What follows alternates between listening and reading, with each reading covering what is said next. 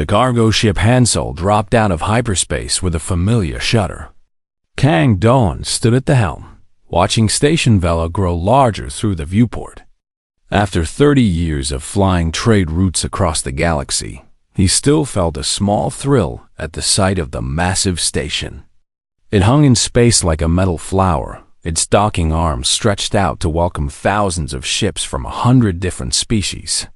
"Docking clearance confirmed," said Park Yuna from her console. She was Do-hun's younger sister and first officer.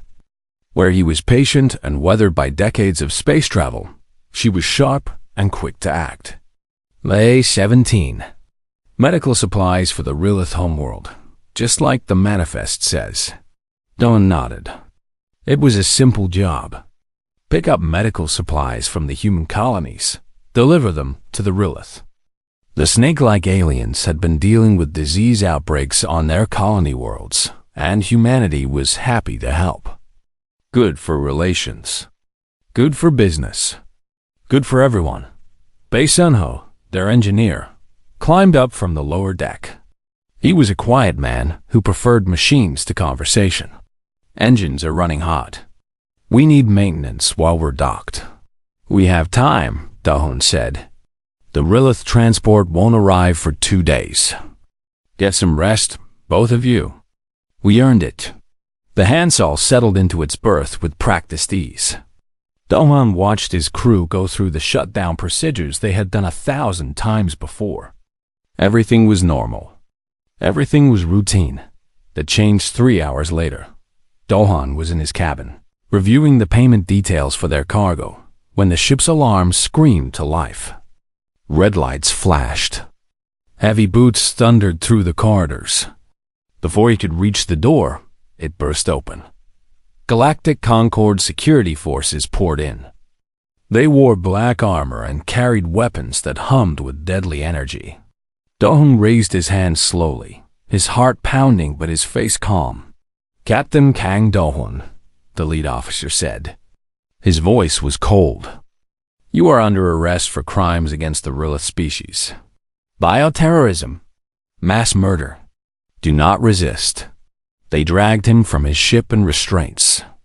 Yuna was already in the corridor, held by 2 officers twice her size. She was shouting, demanding answers, but they ignored her. Sunho came next, silent and watchful, his eyes taking in every detail. The docking bay was chaos. Dozens of armed soldiers surrounded the Hansel. Workers from nearby ships had stopped to stare. Do-hun caught fragments of whispered conversations. Plague. Millions dead. Human ship. They were taken to a holding facility deep within Station Vela. The cells were clean but cold, designed to hold any species in the galaxy. Do-hun found himself alone, separated from his crew by thick walls and locked doors. Hours passed. Then the door opened and a Rilith entered. Do-hun had met many Rilith over the years. They were tall beings with scaled skin that shifted color with their emotions. This one was dark red, almost black, rage. The ambassador's robes marked him as someone important. "I am Tal Vesser," the Rilith said. His voice was a hiss that the translation device turned into flat words. "Ambassador of the Rilith people. I came to see the face of the one who murdered my kind." Do-hun met his gaze steadily. "I have murdered no one. 3 colony worlds." Tal Vesser stepped closer. 7 million dead. A plague that appeared in medical supplies traced to your ship. The genetic markers do not lie, human. Then someone is lying about the genetic markers. My ship carried medicine to help your people, nothing more. The ambassador's scales flickered. Your species has been in the Concord for 60 years. Children playing at civilization. Perhaps you thought you could strike at us and escape notice. You were wrong. Why would we attack you? Do-hun asked. Humans have no quarrel with the Rilith. We have no history of war. We trade. We cooperate. What would we gain from this? Tal Vesser did not answer. He simply stared at Do-hun with eyes full of grief and fury, then turned and left. More hours passed. Do-hun slept, woke, and waited. Finally, a new visitor arrived. A human woman in diplomatic robes, her face tight with worry. "Captain Kang, I am Ambassador Choi Yoonji, representing Earth and the human colonies." She sat across from him, her voice low. "I need you to tell me everything. The truth, no matter how it looks." Do-hun told her. The cargo pickup at the human station. The routine journey. The docking at Vela. Nothing unusual. Nothing suspicious. "We never carried biological weapons," he said. "We are a cargo ship. 3 crew members. We move boxes from one place to another. That is all we do." Yoonji studied him for a long moment. "I believe you. But belief is not evidence, and the Rilith want blood. They are demanding immediate execution under wartime protocols." Do-hun felt cold spread through his chest. "Can they do that?" "They are trying. I have convinced the Concord to grant 30 standard days for investigation and trial. It is not much, but it is something." She leaned forward. "Someone is framing humanity for this, Captain. If we cannot prove it, this could mean war between our species and the Rilith. Millions more will die." The weight of her words pressed down on him. His simple cargo run had become something much larger. Something terrible. That night, they allowed him to speak with Yuna through the cell communication system. Her voice was steady, but he could hear the fear underneath. "We never carried biological cargo," she said. "Someone planted this evidence. Someone wanted this to happen. I know. Sunho has something." Her voice dropped even lower. "Before they arrested us, he backed up all sensor data. It is hidden in his neural implant. He has proof of what actually entered our cargo bay, and it was not medical supplies." Do-hun closed his eyes. Hope, small and fragile, but real. "Tell him to keep it safe. That data might be the only thing that saves us." The communication ended. Do-hun sat in the darkness of his cell, thinking about the evidence hidden in his engineer's mind. Somewhere out there, the real killers were watching, waiting to see if their plan would succeed. They had chosen humanity as their weapon and their scapegoat. They had chosen wrong. The detention block was quiet at night. Yuna lay on her hard bed, staring at the ceiling, running through the events of the past month in her mind. Every detail, every face, every moment that might explain how they had ended up here. Accused of killing millions, she kept returning to Karath Station. It had been a routine stop. The Hansol needed fuel, and Karath Station was the closest refueling point on their route. The Karath were insectoid beings, their bodies covered in hard shells that clicked when they moved. They had been traders and merchants for thousands of years, long before humanity ever left Earth. Yuna remembered the inspection. A Karath official had boarded their ship, claiming it was standard procedure. He had spent a long time in the cargo bay, asking questions about their destination, their cargo, their schedule. At the time, Yuna had thought nothing of it. Inspections happened. Questions were normal. Now she wondered. The cell door opened. Ambassador Choi entered, followed by a woman Yuna did not recognize. She was human, middle-aged, with the careful movements of someone who spent their life watching and listening. "This is Elmira," Choi said. "She works in intelligence. She has been investigating the Karath connection." Myra sat down across from Yuna. Her eyes were sharp. "Tell me about the inspection at Karath Station. Everything you remember." Yuna told her. The official's questions. The time he spent alone in the cargo bay. The slight delay before they were cleared to leave. "How long was he alone with your cargo?" Myra asked. "Maybe 20 minutes.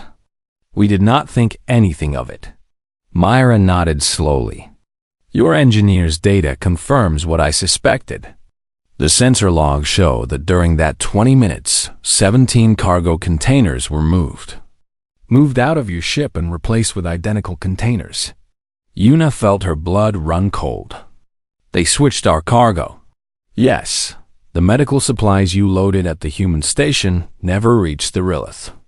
They were taken at Karath Station and replaced with containers carrying the bioweapon. But why? Yuna demanded.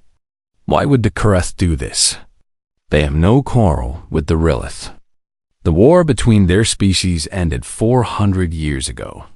Myra leaned back. The war ended because the Karath lost, badly. The Rilith destroyed their fleet, burned their colonies, and forced them into a humiliating peace treaty. For 4 centuries, the Karath have been rebuilding, waiting, planning. Revenge, Yuna whispered. Revenge. But they learned from their defeat. They knew they could not win another direct war against the Rilith. So they found another way. Frame a younger species for the attack. Let the Rilith and humans destroy each other. Then the Karath rise from the ashes. Ambassador Choi spoke up. Myra has found records. Dozens of human ships have passed through Kara stations in the past year. All of them were bound for Rilith space. We believe the plague was spread through multiple ships, multiple cargoes. Your brother's ship is simply the one they chose to make an example of. Yuna stood up, pacing the small cell. Anger burned in her chest. We have to tell the Concord. Show them the evidence. It is not that simple, Choi said. The Karath have powerful allies. They have been trading with dozens of species for millennia. Their word carries weight. And the evidence, while strong, is not complete. We need more. What more do you need? Sunho's data shows they switched our cargo. Sensor logs can be faked, Myra said quietly. At least, that is what the Karath will claim. We need physical proof. We need to find the real bioweapon laboratory, or catch the Karath with evidence they cannot deny. The door opened again. A guard entered, his face grim.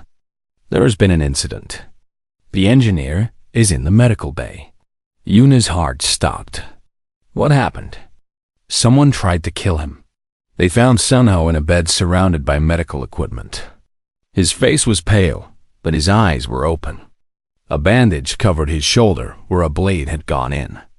Karath, he said when he saw Yuna. His voice was weak but steady. Pretended to be a maintenance worker. Got close before I realized something was wrong. The data, Yuna said. Do you still have it? Sunho tapped the side of his head. Neural implant.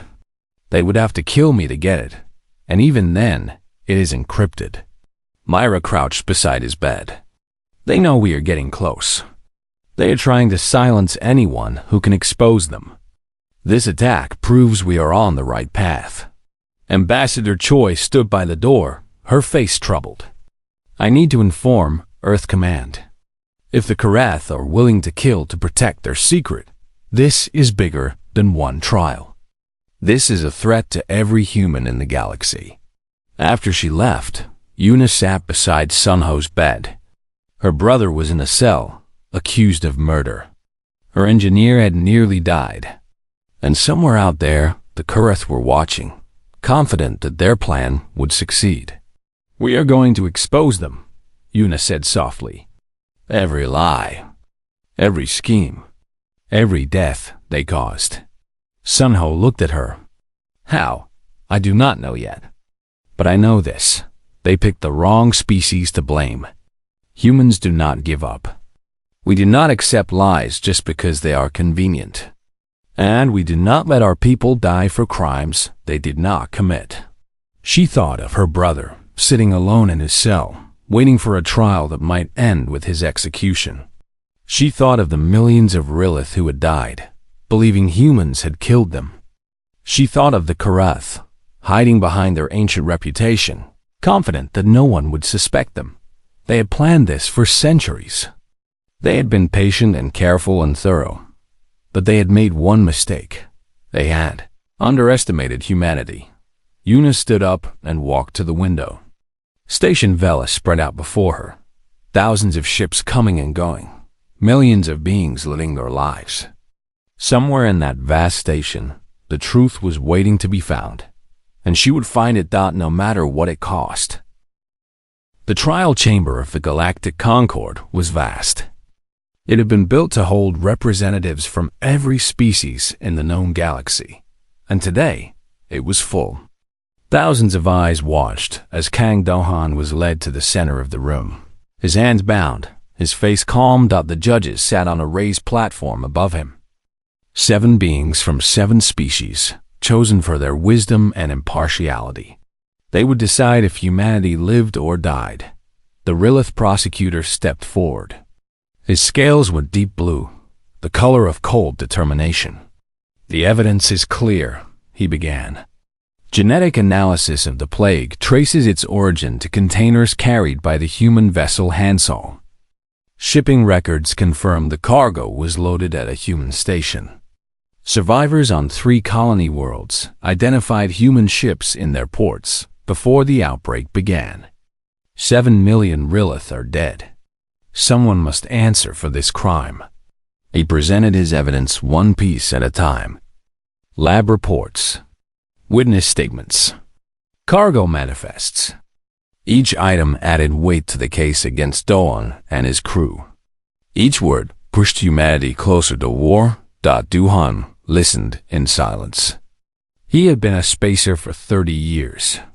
He had faced engine failures, pirate attacks, and the cold emptiness between stars. But he had never faced anything like this. The fate of his entire species rested on what happened in this room. When the prosecutor finished, the lead judge turned to Do-han. "The accused may speak." Do-han stood. He did not have lawyers or evidence files or expert witnesses. He had only his words and his truth. "I have one question," he said. His voice was steady, carrying across the silent chamber. "Why would we do this?" The prosecutor frowned. "Excuse me? Why would humans attack the Rilith? We have no history of war. We have no territory disputes. We have no grudge, no grievance, no reason to kill 7 million innocent beings. What would we gain?" Silence filled the chamber. The judges exchanged glances. "Perhaps you sought to weaken a rival power," the prosecutor suggested. "The Rilith are not our rivals. They are our trading partners. We sell them medicine and technology. They share their knowledge of space travel with us. Both species benefit. Destroying that relationship helps no one. Perhaps it was an accident. A weapons test gone wrong. If we had bioweapons, why would we test them on another species? Why not on uninhabited worlds? And if it was an accident, why would we continue delivering the contaminated cargo instead of stopping the moment we realized what had happened?" The prosecutor's scales flickered with uncertainty. These were questions he had not prepared for. Questions that had obvious answers if anyone bothered to ask them. "The evidence points to your ship," the prosecutor said firmly. "The evidence points to someone who wanted you to blame my ship," Do-han replied. "And I think you know that. I think you all know that. But it is easier to blame the newcomers than to look deeper. It is easier to punish humans than to find the real killers." Ambassador Talvesser stood up from his seat. His scales were dark with anger. "You dare suggest we are too lazy to find justice? I suggest that someone is counting on exactly that." The chamber erupted in noise. Voices shouted in dozens of languages. The judges called for order, but the damage was done. Doubt had entered the room. During the recess, Yuna met with a young man named No Hajin. He was Rilith by birth, but had been raised among humans after his parents died in a ship accident. He worked as a data analyst for the Concord, and he had found something important. "The genetic markers in the plague," he said, keeping his voice low. "I ran additional analysis. The engineering required to create this pathogen is beyond human capability." Yuna stared at him. "What do you mean?" Humans have only been doing genetic engineering for 200 years. This plague uses techniques that took my people 800 years to develop. And the Karath. He paused. The Karath have been working with bioweapons for over 1,000 years. Can you prove it? I can show that humans could not have made this weapon. I cannot prove who did, but it raises reasonable doubt. Yuna grabbed his arm. Tell the judges. I will, but it might not be enough. The Karath have already begun spreading rumors that I am biased because I was raised by humans. They want to dismiss any evidence that does not fit their story. Back in the trial chamber, the afternoon session began. But before the prosecutor could continue, the doors opened and a new figure entered. Admiral Shin Jung-woo walked with the confidence of a man who had commanded warships across the galaxy. He was old but strong, with gray hair and sharp eyes that missed nothing. Behind him, his aides carried data tablets and holographic projectors. I apologize for the interruption, he said to the judges, but I have news that affects this trial.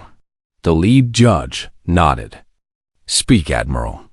3 hours ago, my fleet arrived at the edge of this system. Not as a threat, but as a statement.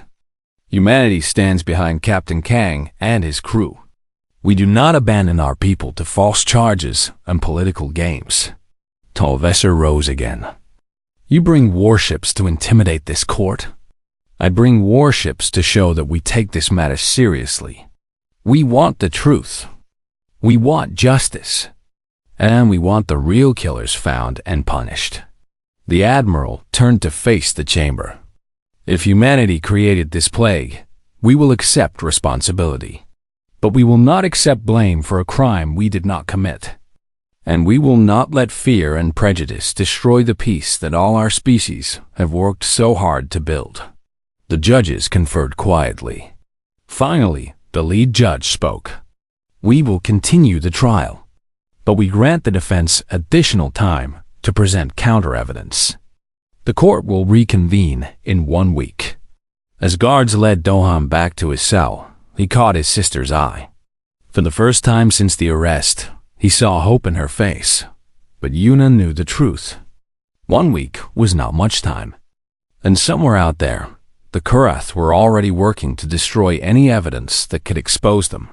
The race had begun. The Karath homeworld was 3 days away at maximum speed. Admiral Shin did not have 3 days. He had hours. His flagship, the Baekdu, cut through space at the head of a small fleet. 5 ships in total. Not enough to fight a war, but enough to watch and document whatever the Karath were trying to hide. Admiral, his communications officer reported, we are receiving transmissions from Karath space. Massive data traffic between their stations. Shin studied the tactical display. They are panicking. They know the trial is not going their way. What are they moving? Cargo ships, sir.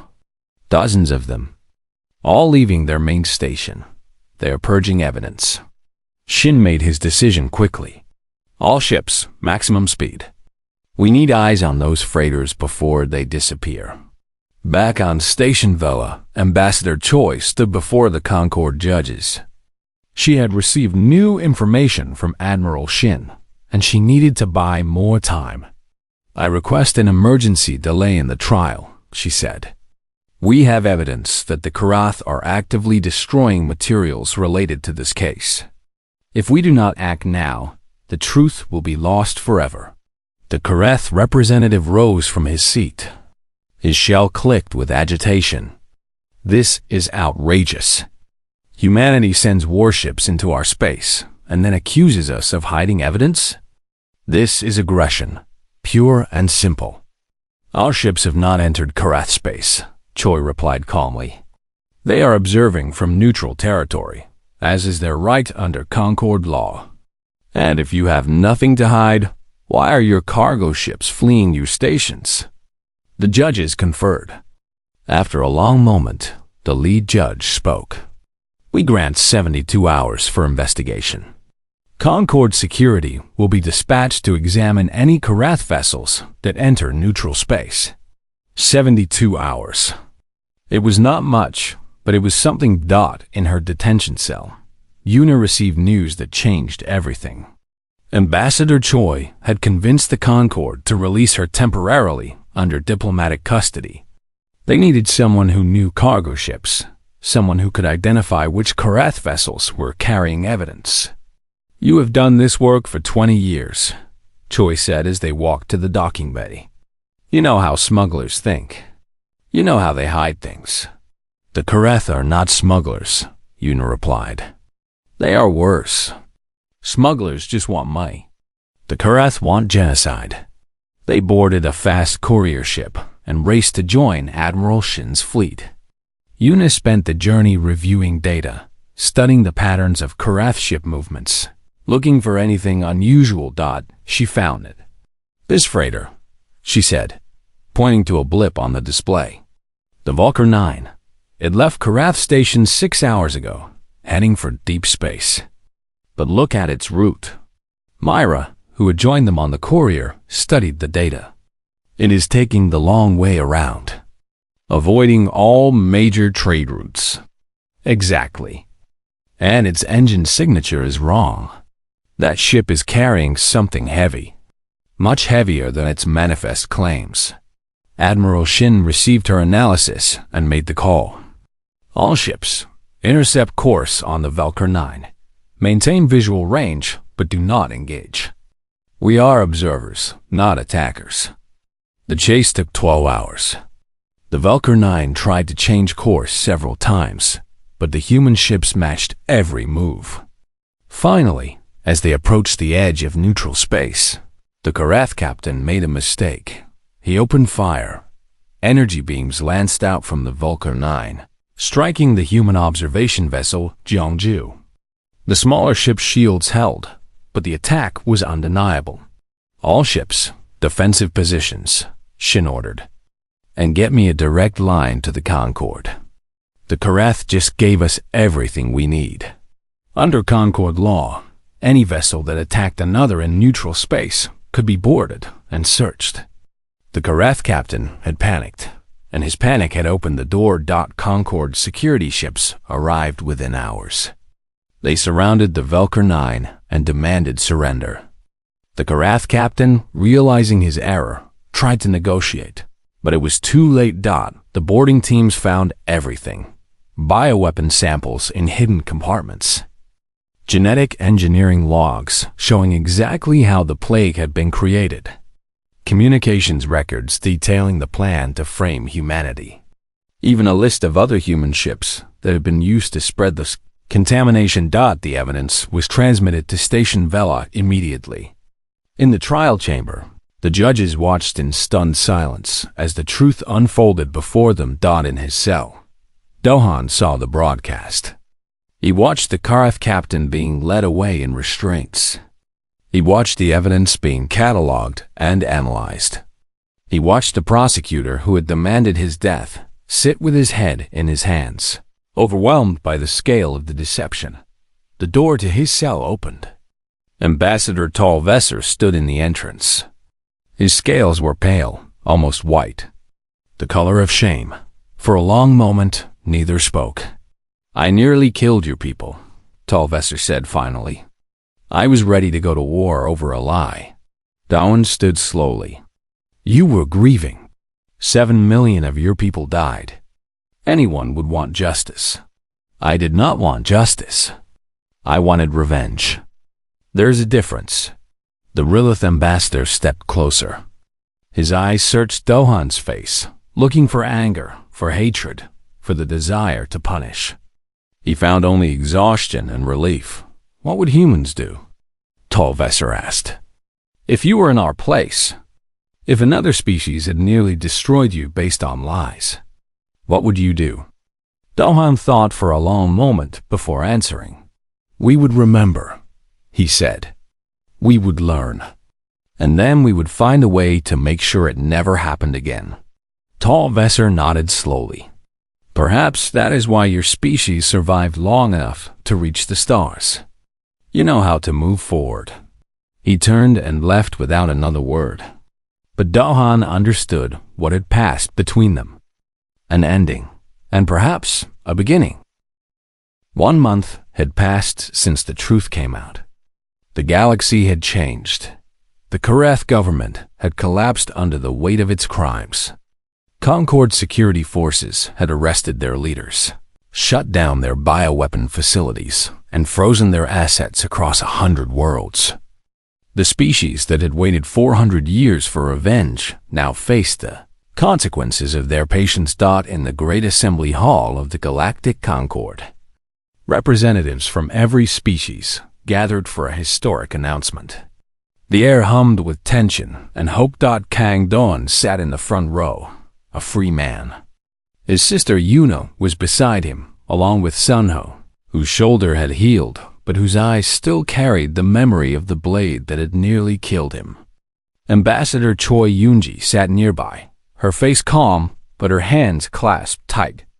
Admiral Shin stood against the wall, watching everything with the quiet attention of a man who had seen too much to be surprised by anything. The Rilith ambassador, Tal Vesser, rose to address the assembly. His scales had returned to their natural green, but there were new lines around his eyes, the marks of a being who had faced hard truths about himself and his people. "I stand before you today carrying shame," he began. His voice filled the chamber, translated into 100 languages. "My species nearly went to war with humanity. We accused them of genocide. We demanded their blood. And we were wrong." He paused, letting the words settle. "The Kareth deceived us. They used our grief and our anger as weapons. They counted on us to strike without thinking, to destroy without questioning. And we almost did." Tal Vesser turned to face Doan directly. Captain Kang and his crew were innocent. They were traders, carrying medicine to help our sick. Instead of gratitude, we gave them chains. Instead of justice, we gave them a death sentence. This shame will stay with my people for generations." He bowed his head. In Rilith culture, it was the deepest form of apology. "On behalf of the Rilith people, I offer our sorrow and our promise. We will learn from this. We will question before we judge. And we will never again let fear blind us to the truth." The chamber was silent. Then, slowly, Admiral Shin stepped forward. "Humanity accepts your apology," he said. His voice was firm but not cold. "We do not want your shame. We want your partnership." He turned to address the full assembly. The Kareth counted on division. They believed that suspicion between species would be stronger than the bonds we have built. They believed that lies would be easier to accept than truth. They were wrong. The Admiral walked to the center of the chamber, where Doan and Tal Vesser now stood together. "Today, we announced a Rilith Human Compact, a treaty of mutual defense, trade, and cooperation. 2 species who nearly went to war will instead become allies. We will share technology and knowledge. We will protect each other's worlds. And we will prove to the galaxy that blood is stronger than lies." Dohan watched as his admiral and the Rilith ambassador signed the treaty. The document that formalized peace was simple, just a few pages, but its meaning was vast. A new future, a new hope. After the ceremony, Dohan found himself alone on an observation deck, looking out at the stars. Yuna found him there. "The Hansol is ready," she said. "They repaired everything, even upgraded our engines." She smiled slightly. "I think they felt guilty." Doan nodded. "Where do you want to go first?" "Rilith space. We still have that medical cargo to deliver. The real one this time." That seemed right. They stood in comfortable silence for a moment. Then Yuna asked the question that had been on her mind. "What would you have done if we had not found the evidence? If they had convicted us?" Dohan considered the question. "I would have accepted it." "Accepted execution?" "Accepted dying while knowing the truth." That would have been enough. He turned to face her. But I am glad it did not come to that. Yuna laughed softly. So am I. Footsteps approached. Nohajin, the young data analyst who had helped prove the Kareth's deception, walked toward them. He looked nervous but determined. Captain Kang, he said, I have a request. I want to transfer to a human research vessel. I want to learn from your species. Dawan raised an eyebrow. Why? Because you taught me something. When the evidence pointed to humans, most of the galaxy accepted it. It was easy to believe. But humans did not give up. You searched for the truth even when no one believed you. You fought with evidence instead of weapons. You proved that persistence matters more than power. Ajin straightened his shoulders. I want to understand how a species so young learned that lesson so well. Dohan looked at this young Rilith who had been raised by humans, who stood between two worlds and saw someone who might build bridges across the galaxy. Talk to Ambassador Choi, he said. She will help you find a position. Ajin bowed in the human style, a gesture he had learned as a child, and hurried away. The next morning, the Hansel departed Station Vela. Its cargo bay was full of medical supplies, the genuine ones that should have been delivered months ago. Its crew was small but determined, and its destination was the Rilith homeworld, where 7 million graves waited for some small measure of healing. Dohan sat at the helm, watching the stars streak past as they entered hyperspace. Yuna was at her console, running system checks. Sunho was in the engine room, doing what he did best. Everything was as it should be. The galaxy had tried to make humanity into monsters. They had failed. Not because humans were perfect, but because they refused to accept a lie just because it was convenient. They had searched for truth when truth was dangerous. They had stood together when standing alone would have been easier. The Karath had gambled that the Concord would choose speed over justice. They bet 400 years of planning on the assumption that fear would win. They lost, and humanity had gained something more valuable than survival. They had gained respect. They had gained allies. They had proven that even the youngest species in the galaxy could teach the oldest ones something important. Blood is evidence. It tells the truth about who we are and what we have done. The Karath tried to write a false story with human blood, but in the end, the truth was written anyway, and humanity kept flying.